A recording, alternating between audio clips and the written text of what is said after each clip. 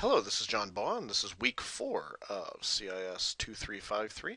We will be covering recursion today, which corresponds to chapter 5 in the Collins book.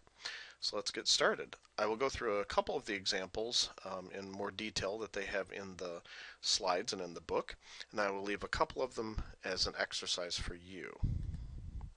So what is recursion? So if a method calls itself, we say that it is recursive. So this is an informal definition. So it says basically a method is recursive if it includes a call to itself. Now that may feel a little unnerving because if a method were to call itself, it seems like, well, that would never end. But the idea is that there should be some sort of way, if statement or otherwise, to prevent the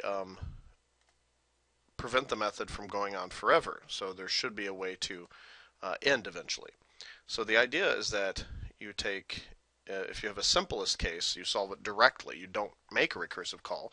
Otherwise, you make a recursive call to a simpler case. So you're basically, we say the simple case is often called the base case. It does not include a recursive call. And then the recursive calls are called, not surprisingly, the recursive case or the inductive case.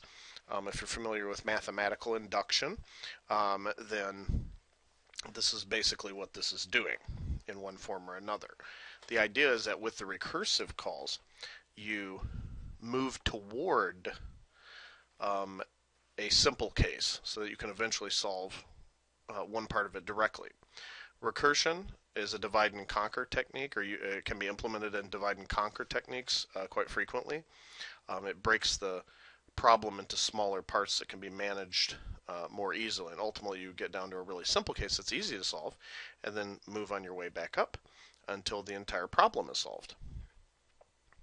So consider recursion when the simplest cases can be solved directly. Complex cases can be solved in terms of simpler cases of the same form. Okay, so one of the examples we'll actually go through is factorials. Factorials is a very good example. Given a non-negative integer n, so that means it could be 0 or greater, n factorial, n with an exclamation point is read as n factorial, is the product of all integers between n and 1 inclusive. So we would say that 3 factorial is 3 times 2 times 1. 5 factorial is 5 times 4 times 3 times 2 times 1. So you basically go from whatever the number is, the n, all the way down to 1. 1 factorial is defined by definition. 1 factorial, it's 1. And then 0 factorial is also by definition just a 1. Okay, so that's a simple case. These are simplest cases. If it's 0 or 1, then the return value is 1. There's no recursion involved. So to think of it as an actual recursive call, for all n greater than 1, okay, anything 1 or 0, those you just return 1 directly, but for any n greater than 1, you can calculate n factorials in terms of the number lower than it, so n minus 1 factorial. So we should see that 5 factorial is equal to 5, because we know it's 5 times 4 times 3 times 2 times 1. We can say that it's the same as 5 times 4 factorial. Well, then that's a recursive definition, because we're saying that this factorial equals something times that factorial, but we're moving towards something we can calculate directly, which is a 1. So how do we calculate this? Well, 4 factorial we know is 4 times 3 factorial. Okay, well, what's 3 factorial? Well, that's 3 times 2 factorial. 2 factorial is 2 times 1 factorial. And then we get down to a base case, or a simple case, that can be calculated directly, and then we move on our way up. We say that, okay, well, 1 factorial is 1, so that means that 2 factorial is 2 times 1, which is just 2. So that means that 3 times 2, 6. 4 times 6 is 24. And then 5 times 24 is 120. All right, so this is what it's showing. You calculate it directly. Once you have the direct value, it moves back up the chain, and you end up with 120. So they do a test here, but what about the actual definition of factorial? Here is a method definition, a wrapper that handles the exceptions once and then calls a recursive method. Okay, so basically this one calls the actual recursive Okay, so this right here is the actual function, the long fact. So if n is less than or equal to 1, we return 1. A precondition is that we are putting anything 0 or greater. So n less than or equal to 1 returns a 1. Then you return n times fact of n minus 1. Well, how does this work? Well, the n minus 1 actually causes whatever the n value is to decrease by 1. So it'll keep moving down until it eventually gets to the base case, a simple case. So let's look at an actual example here. We'll do an example so we can test it out. We'll call this a fact test or factorial test. Factorial test, okay. Okay. Public static void main, string args. Okay, so we've got our main function, and then we're going to create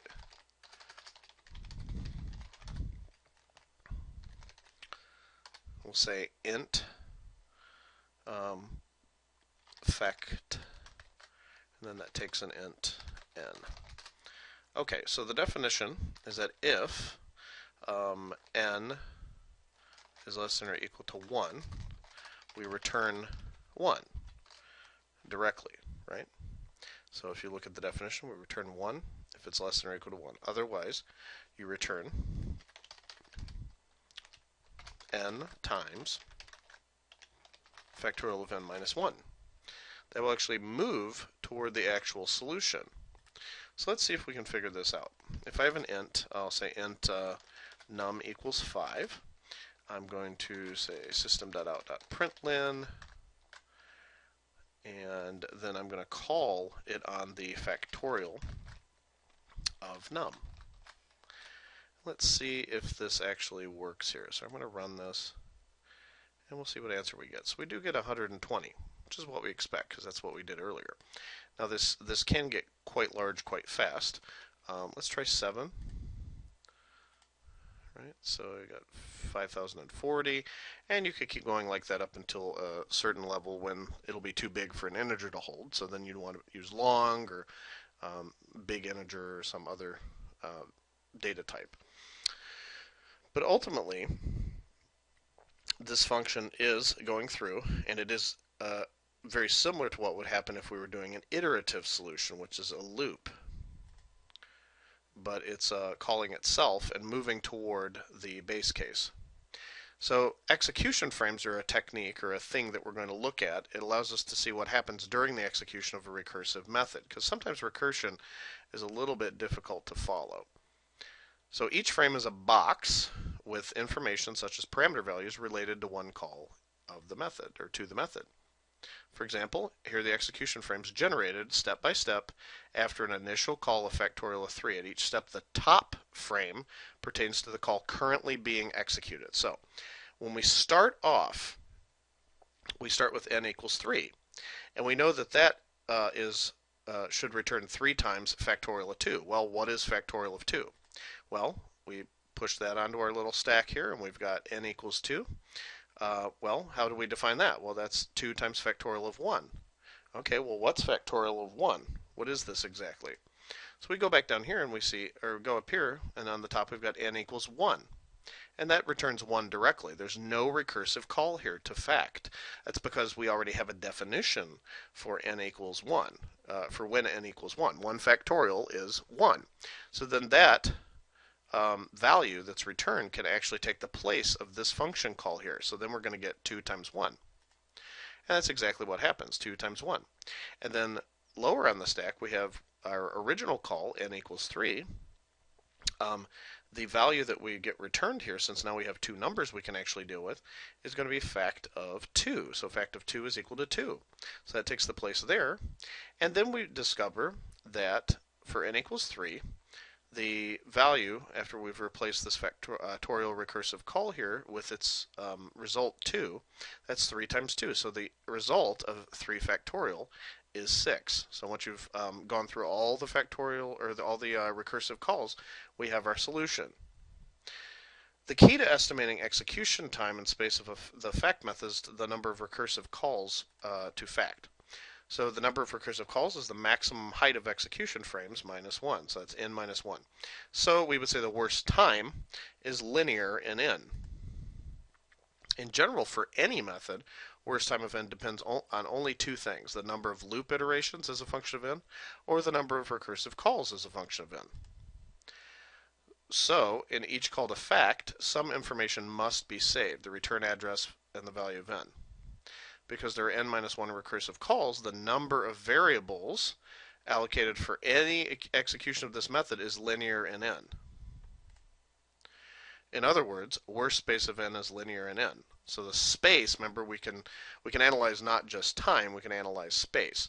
So the space, the amount of storage that's required for a recursive call, such as the one we've explored, is linear in n. So what that means is, if you make 10 recursive calls and it's got one variable, then that's going to be or an integer that's one variable. Maybe it's going to take up 10 integers worth of space as the recursion is going at the farthest part of the recursion.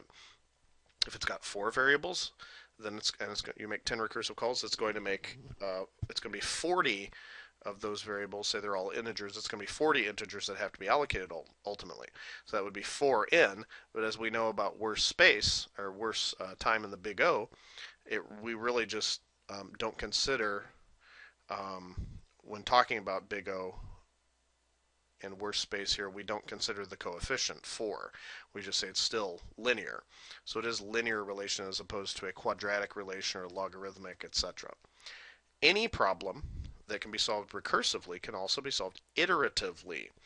And their definition is that an iterative method is one that has a loop instead of a recursive call. We've spoken about repetition control structures and iterative control structures. They're the same thing. It's basically loops are what iterative control structures are. So a method that uses iteration uses a loop to make the same calculation that the recursive call could be. So a definition might be recursive, but let me see here. Definition might be recursive. However, the same thing can be solved in an iterative manner.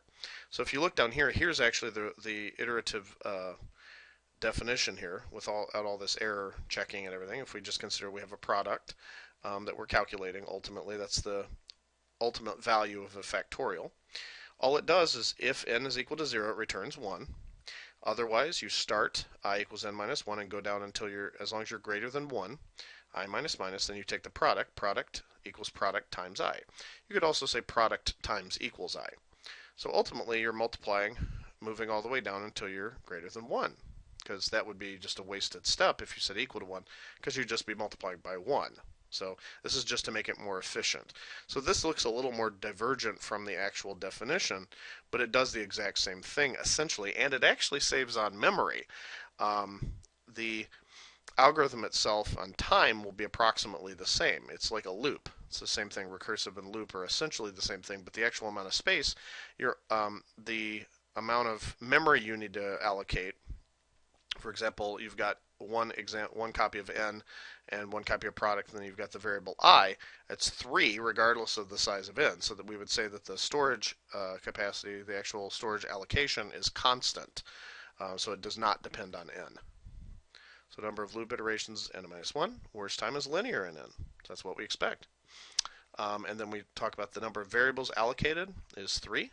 So the worst space is constant. It does not depend on the size of n.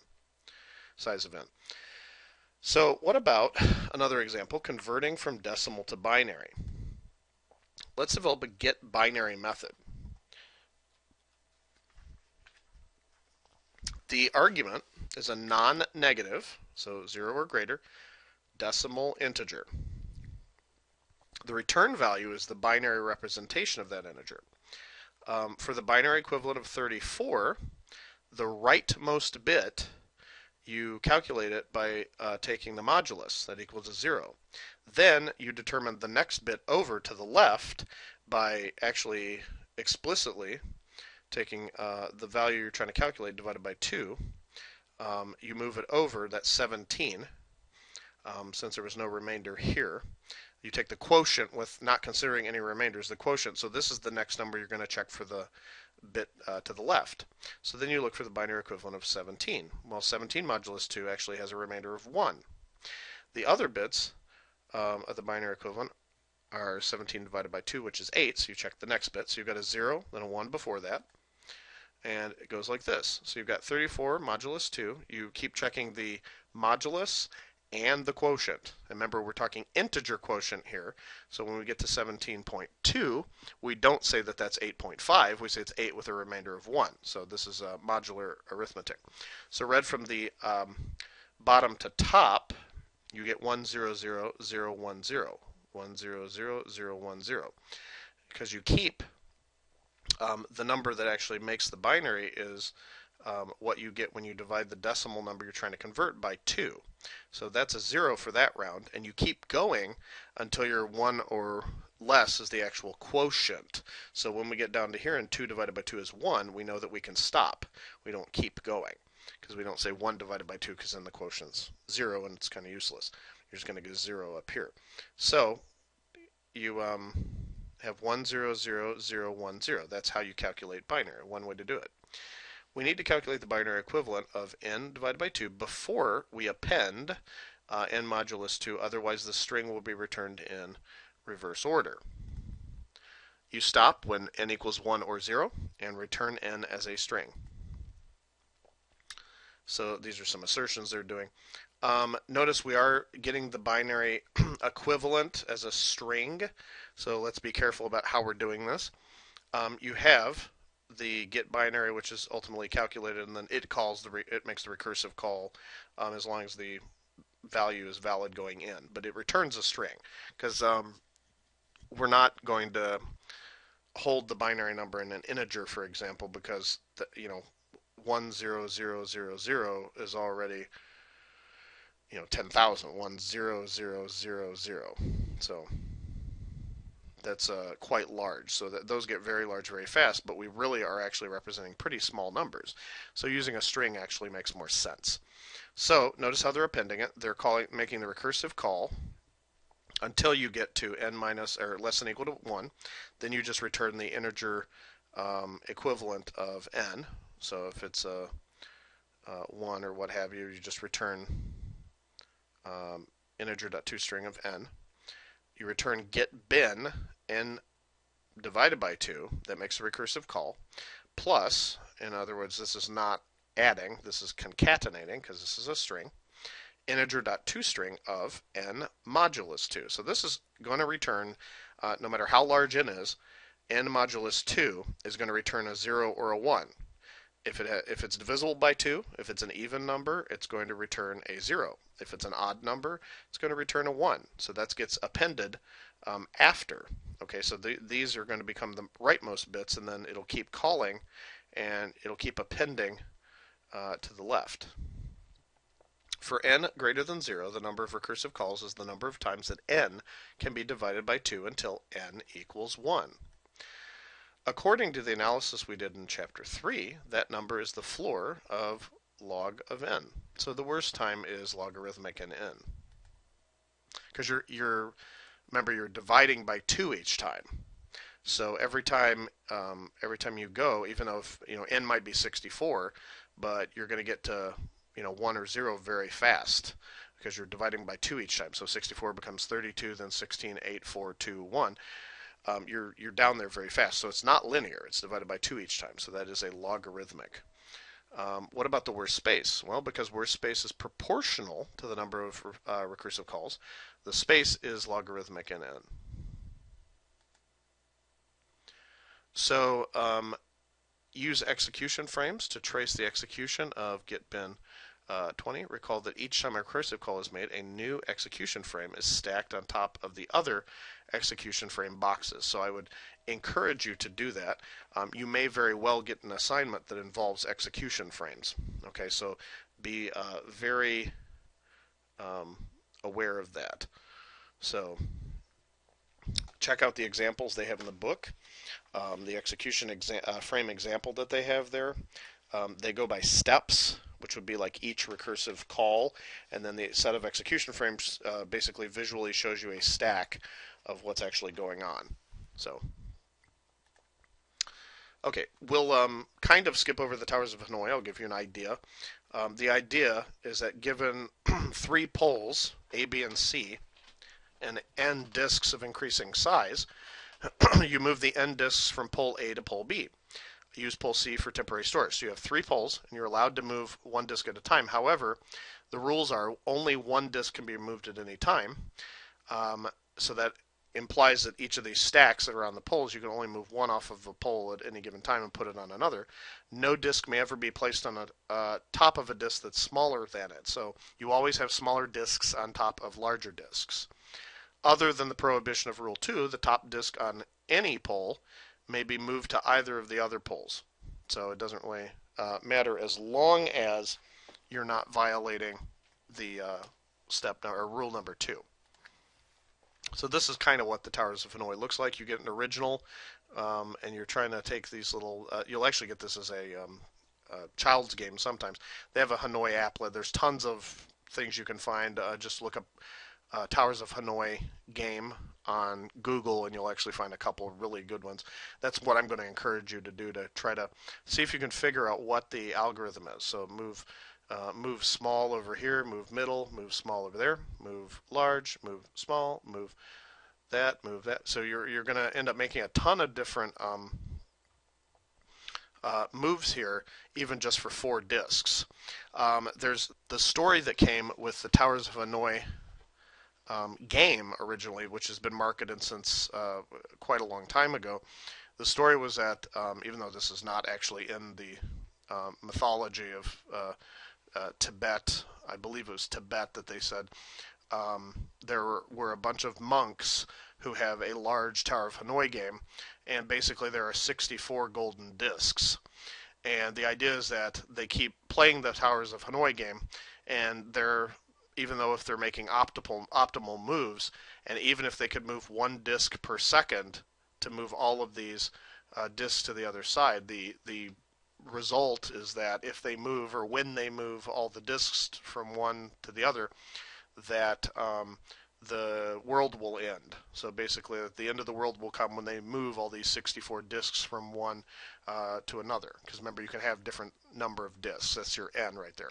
But this is an exponentially large problem, because if you have 64 disks, using the rules above, if you move perfectly without ever making a mistake, 1 disk per second, then it will take several billion years to actually solve the Tower of Hanoi problem.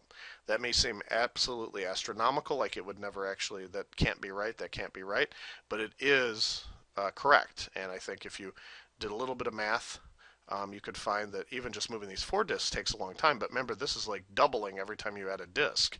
So it's exponentially growing. So when you get to 64 disks, you're talking it's going to take a lot of time if you assume a second per disk.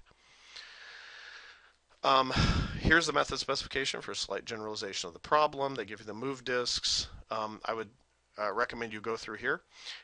This one's a little bit more complicated. It's in the book, and they show different tests about how you can move it, how you can move them. So I would recommend going through it, become familiar with the actual game, and then see if you can do a execution frames on it with a small number of disks. So let me see here. Worst time is number of calls to move. Okay, they give you mathematical induction. The worst time is 2 to the power n. So we do figure out that this is what we call an exponential or an intractable problem. Okay, so intractable means that it's an exponential time problem. So even if you have a small number of disks, as n gets larger, it starts doubling the amount of time it takes to do the problem, assuming a consistent amount of time. So it's quite impressive, actually. The next thing we'll go over, one that we'll spend a little more time on, is searching through an array. So first thing, we have to assume that the elements that we're comparing, are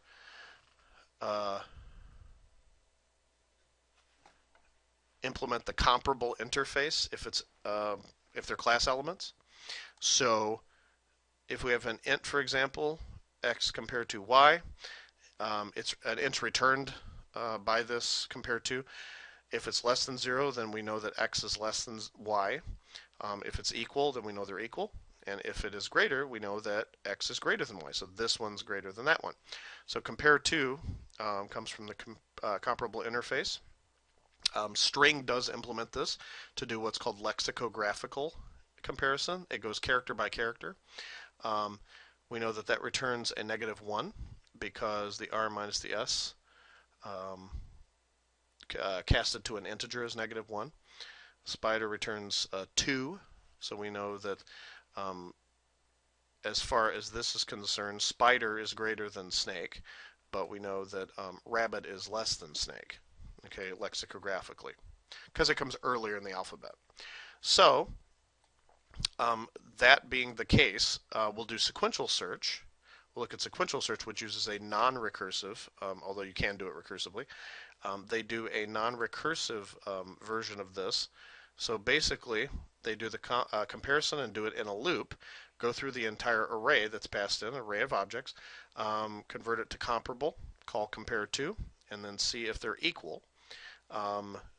When you find the key, then it would return I. Otherwise, you return a -1 for sequential search. That implies that we did not find the item. So that's the worst case.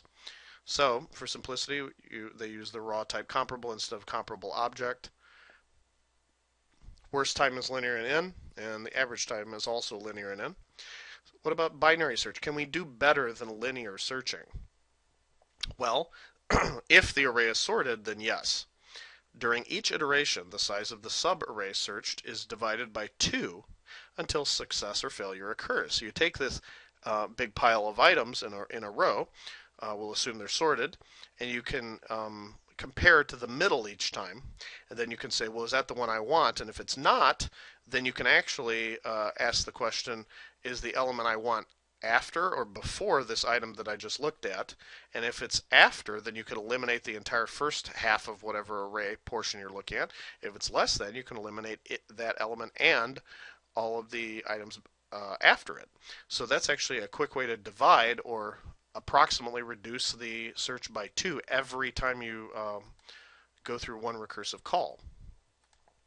So let's consider this.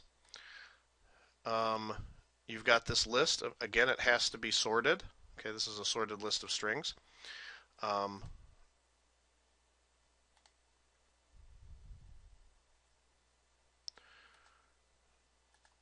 So they return, basically, they're calling the comparable. That has to do, this 6 and the -6, that has to do with what's actually returned by this based on their definition, right? No, let me see here. I'm not sure what they're doing there. I would return a -1 if I didn't find it, and then the index if you did. So that's what it should do. For the sake of utilizing recursion, we'll focus on the first and last indices in the region being searched. Initially, the first is 0 and the last is the array's length -1. So the original version of the binary search will be a wrapper that simply calls this. Okay, so that's the one that the user actually calls. We call this that passes in A, and then the starting location, ending location, and the key. But you'll notice that will keep dividing down. So what happens though is that if we compare our value, or A at some middle index, to the key, so our value we're looking for is the key, to the middle index in the array, whatever middle index is. Okay, at the very beginning it would be the actual middle index of the whole array. But if we find that they're equal, then success, we already found the item. But if it's less than, we don't ever have to consider the upper end of the array again. We can search the array at the middle index plus 1, or you can only search the middle index plus 1 all the way to the length -1. You don't have to oh, I see. They're doing the middle index first compared to key rather than the other way around. But what this is saying is that if the key is less than 0, then or greater than 0, or the key is greater than the element you just selected or you're looking at in the middle index, then you can search the middle index plus 1 all the way to the length minus 1. If the key is actually returns less than, or the key turns out to be less than the middle index, then you search from the 0 up to the middle index, and then you keep going. You can keep dividing it in half until you find what you're looking for. So they go through here and they show you exactly what's going on using the comparable method. That's where the zeros and the negative ones came from. Okay. To search for mark, we would look at our array of size 10. We find JSON. That is not mark because we're at the half point, right? We know that M comes after J, so we can completely disregard the first half of the list. So now you're looking just from 5 to 10. So we'll say we're going to stop at around 7 the next time through. So we've got 7 or 8 depending on the implementation, but we're at 7, and we know we've found mark, so we're good. Only 2 steps. So that's pretty good. Carlos, we would start at Jason again. We'd say, oh, well, Jason is greater than Carlos, so we can eliminate this whole portion, including Jason. So we're going to look 0 through 4. You look at Chris, and you find that, well, Carlos comes before Chris, so you can eliminate these 2. And then you look at these 2, Andrew and Brandon, and you note that neither of these, Brandon isn't it, and or Andrew isn't it, and you're at the end. So that means that Carlos is not in this list. Okay, then they give you the recursive definition. Then they give you an applet. I would highly recommend looking through it. So the analysis, if n is the size of the initial region to be searched, an unsuccessful search, you keep dividing by n, or n by 2, until you get n equals 0. So the number of divisions will be floor of log n plus 1. So the worst time is logarithmic in n. So if you have a search that you can perform, and you know that the elements are sorted in your list that you're looking through, then you will know that you can just divide it in half each time and use binary search on it. If it's not sorted, then you'll have to use sequential search or another search technique. So they also talk about lab 5, and then they talk a little bit about backtracking. Won't go over a ton of this, but basically this is a technique that you can use to reach a goal by a sequence of chosen position, and then you retrace if you find that you're not going to lead to a goal. So this is actually used a lot in games as well. So keep that in mind also. I would suggest going over the Towers of Hanoi and going over backtracking. I won't continue with backtracking in the lecture. Leave that as an exercise to you. Eventually, you will be getting a project. You may get a homework sometime before or around the same time. The homework may involve something, say, like execution frames, like we learned about earlier. I might give you a simple recursive algorithm and tell you to write out the execution frame somehow, or some question like that. So again, if you have any questions, please feel free to email me at jpbaugh@oaklandcc.edu, and have a great week and work on your recursion. Talk to you later. Bye.